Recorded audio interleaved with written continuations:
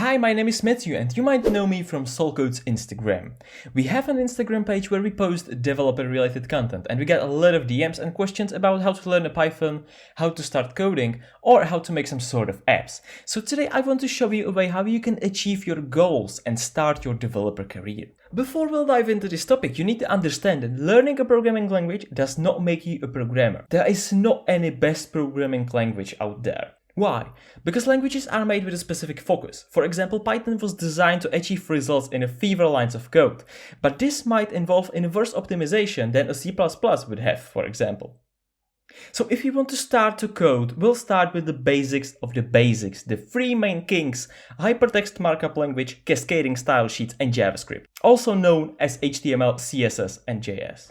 So the first step is in downloading a Visual Studio Code. What is that? Well, the mentioned languages are executed in a browser, so to write them, we need a text editor. We could write this in Microsoft Word, but we're not dumb and we'll use a tool that will speed up our development. Hey man, okay, but where do I get the Visual Studio Code? Well, if you're not able to Google and download the Visual Studio Code, you won't be able to write any programs. But there is a link for Visual Studio in the description.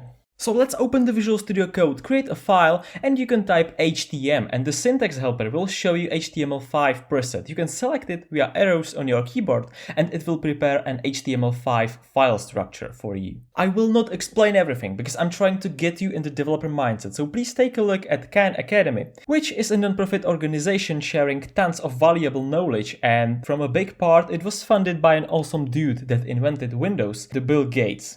So inside the body tag of the prepared HTML5 file structure, we'll create a p tag, which is actually a paragraph tag, and we'll write, let's say, I'm the best here.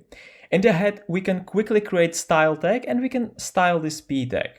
By the way, the code inside the style tag is a CSS that styles our elements, and the tags are the HTML language. So we change the color and we center the paragraph text by using absolute position. Now let's make a pop-up that will say hello. Every JavaScript code has to be written in this script tag.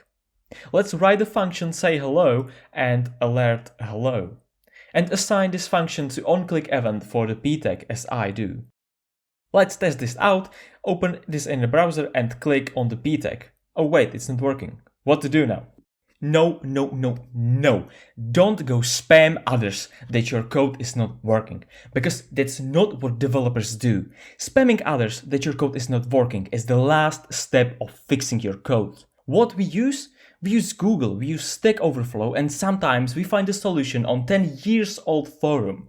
In general, when hits the fan, we search for a solution.